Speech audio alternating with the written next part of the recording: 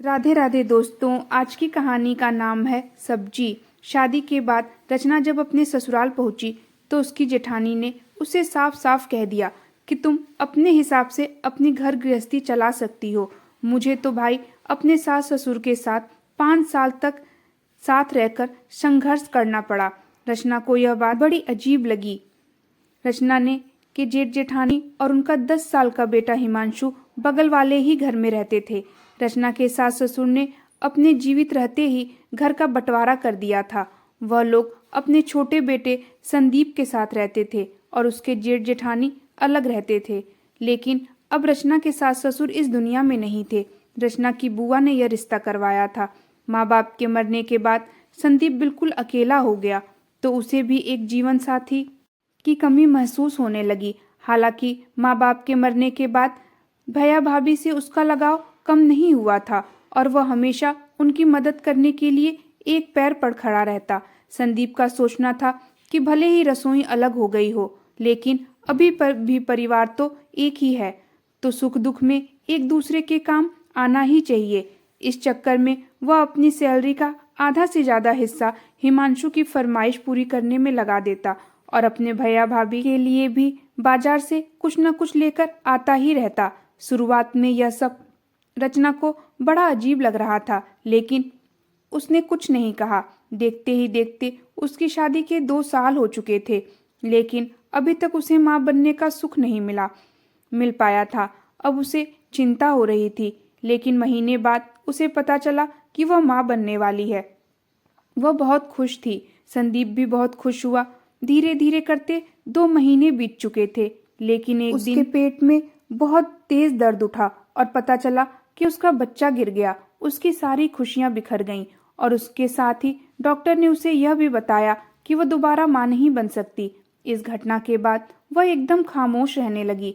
संदीप भी उस पर ज्यादा ध्यान नहीं देता था और वह हिमांशु पर ही अपना सारा प्यार और दुलार लुटाता रहता, क्योंकि उसे पता चल चुका था कि वह दोबारा पिता नहीं बन सकता। साल भर बाद जब रचना ने खुद को संभाला तो उसने संदीप से कहा कि क्या हम जीवन भर ऐसे ही रहेंगे, हमें एक बच्चा गोद ले लेना चाहिए।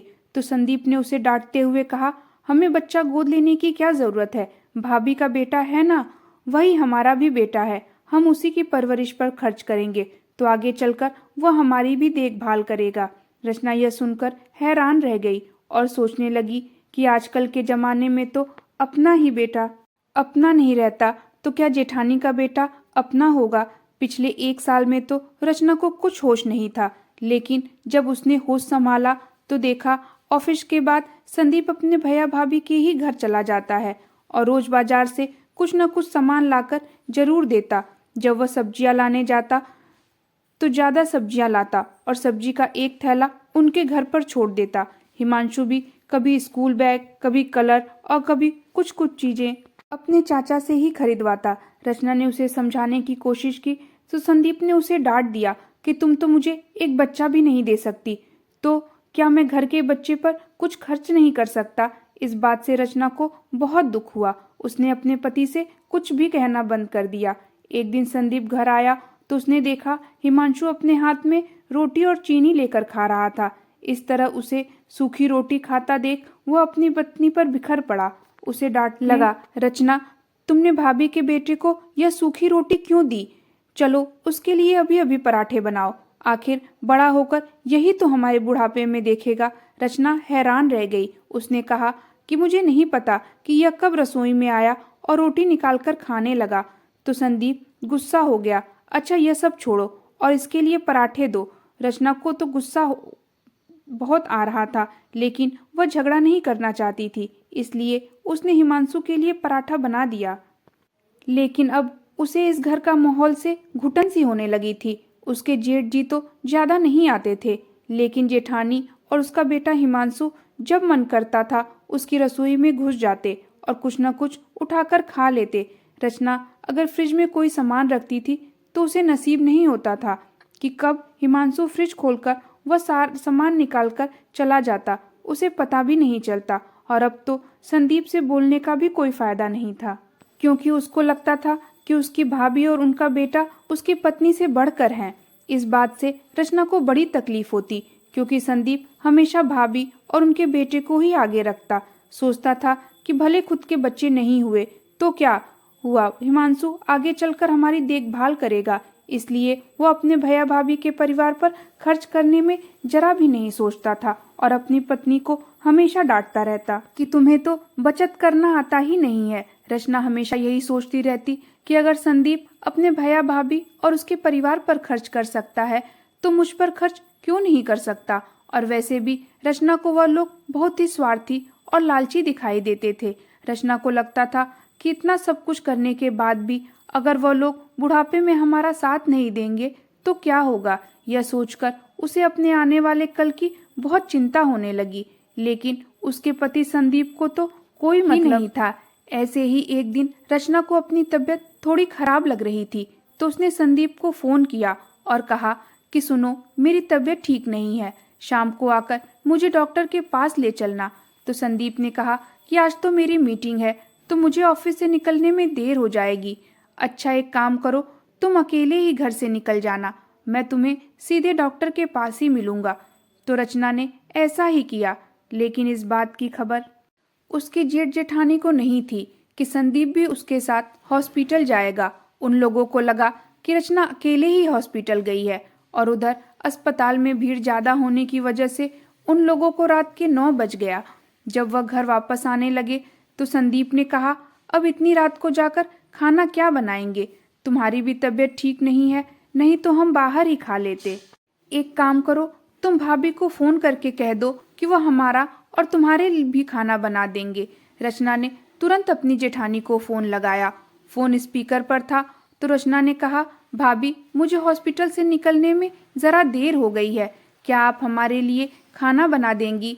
तो उसकी भाभी ने व्यंग कसते हुए कहा, एक तो तुम शाम से ही गायब हो, पता नहीं कहाँ घूम रही हो और मुझे खाना बनाने के लिए कह रही हो, और संदीप शाम हो गई अभी तक घर नहीं आया, वह भी पता नहीं कहाँ घूम रहा है। मुझे क्या पता कि तुम हॉस्पिटल गई हो या कहीं और घूम रही हो, तुम्हारे ही पति पत्नी के मजे हैं, तुम लोग घूमो और एंजॉय करो और मैं तुम्हारे पति पत्नी के लिए खाना बनाऊं, ऐसा कभी नहीं होने वाला। इतना कहकर उसकी जेठानी ने फोन रख दिया। रचना हैरान रह गई, उसकी आंखों से में आंसू भर गए। खाने के लिए उसे इतना अपमान अच्छा नहीं लगा रहा था। संदीप भी अपनी भाभी की बात सुनकर हक्का बक्का रह गया था कि उसकी भाभी की सोच कैसी है। अपने आप को संभालते हुए संदीप ने कहा, सुनो रचना, तुम भाभी को फिर से फोन लगाओ और कहो कि पूरा खाना बनाने की जरूरत नहीं है, जो बना रही हैं उसी में से एक कटोरी सब्जी वह तुम्हें दे देंगी, हम घर जाकर चावल बना लेंगे। रचना हैरानी से संदीप का चेहरा देखने लगी तो उसने डांटते हुए कहा, जितना कहा है बस उतना ही करो। रचना ने भी ठान लिया था कि वह अपनी जेठानी का असली चेहरा अपने पति को दिखाकर रहेगी। उसने फिर से बड़ी हिम्मत जुटाते हुए अपनी जेठानी को फोन किया। जब उसकी जेठानी ने फोन उठाया तो रचना ने कहा, भाभी मेरी तबीयत सच में बहुत खराब है, पूरा खाना बनाने की जरूरत नहीं है, आप मुझे बस एक कटोरी सब्जी दे दीजिएगा, मैं घर जाकर दाल चावल चढ़ा लूंगी। तो उसकी जेठानी ने मुंह बनाते हुए कहा, क्या सब्जी मुफ्त में आती है, और अगर मेरे पास कल परसों की बची हुई बासी सब्जी होती तो मैं तुम्हें दे भी देती, मेरे पास कोई सब्जी वब्जी नहीं है, अगर बाहर घूम सकती हो तो बाहर खाना भी कर आ सकती हो। इतना कहकर उसकी जेठानी ने फोन रख दिया। रचना खामोश होकर संदीप की तरफ देखने लगी तो संदीप का सर झुक गया और रचना ने धीरे से कहा, वह लोग एक कटोरी सब्जी भी नहीं देना चाहते तो क्या बुढ़ापे में हमारी सेवा करेंगे। रही बात सब्जी की, तो अभी परसों ही तुमने उन लोगों को झोला भरकर सब्जियां खरीद कर दी थी, तो क्या हम लोग एक कटोरी सब्जी के भी हकदार नहीं है। रचना की बात सुनकर संदीप का सर झुक गया। अब संदीप को कुछ बोलते ही नहीं बन रहा था। वैसे भी उसे अपने परिवार पर बड़ा भरोसा था, लेकिन आज उसका विश्वास चकनाचूर हो गया। उसने भरे हुए गले से कहा, ठीक है, भाभी ने ऐसा कहा, लेकिन मैं जानना चाहता हूँ कि भैया हमारे बारे में क्या सोचते हैं। आज तुम अकेले ही घर जाओ और जाकर भाभी से सवाल करो और उनसे पूछो कि तुम्हें एक कटोरी सब्जी वह क्यों नहीं देना चाहती, और यह सब भैया के सामने होगा। तो मैं जानना चाहता हूँ कि भैया इस बारे पर क्या बोलेंगे। रचना को यह सब करने में अच्छा तो नहीं लग रहा था, लेकिन कभी कभी रिश्तों की सच्चाई जानने के लिए कठोर कदम भी उठाने पड़ते हैं। संदीप के साथ घर पहुंची तो संदीप ने उसे रास्ते में ही उतार दिया और बाइक वहीं खड़ी करके उसके पीछे पीछे चल पड़ा। वह चुप कर देखने लगा। रचना ने जाकर अपनी जेठानी का दरवाजा खटखटाया। पहले तो उन्होंने दरवाजा नहीं खोला, लेकिन जब रचना ने बार बार दरवाजा खटखटाया तो झुंझलाते हुए आई। बाहर रचना को देखते ही कहा, तुम इतनी रात को मेरे घर पर क्या कर रही हो? अपने घर जाओ और आराम करो, तुम्हारी तबीयत ठीक नहीं है ना? रचना ने कहा, भाभी मुझे अंदर तो आने दीजिए। यह कहकर उसकी जेठानी ने मुंह बनाते हुए रास्ता छोड़ दिया। रचना अंदर गई। उसके जेठ जी भी अंदर बैठे हुए थे। हिमांशु बैठकर पढ़ाई कर रहा था। संदीप छुपकर सारा दृश्य देख रहा था। रचना ने कहा, भाभी मैंने आपसे कहा था कि मेरी तबीयत ठीक नहीं, तो क्या आप मेरे लिए एक कटोरी सब्जी का भी इंतजाम नहीं कर सकती? जब आपकी तबीयत खराब होती है तो संदीप मुझे आपके घर खाना बनाने के लिए भेज देते हैं। क्या मेरी तबीयत खराब होने पर आप मुझे एक कटोरी सब्जी भी नहीं दे सकती?